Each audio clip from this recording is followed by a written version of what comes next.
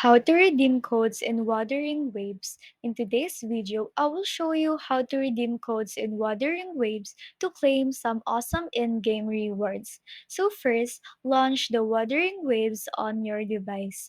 Once in the game, tap on your profile icon or settings button, usually located in the top right corner of the main screen.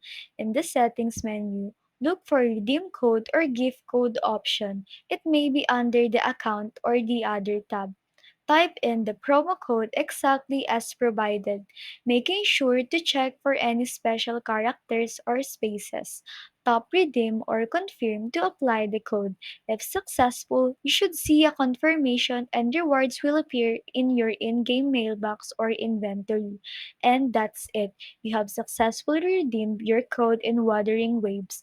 If you found this video helpful, don't forget to like and subscribe for more tech tips. Thanks for watching and see you in the next video.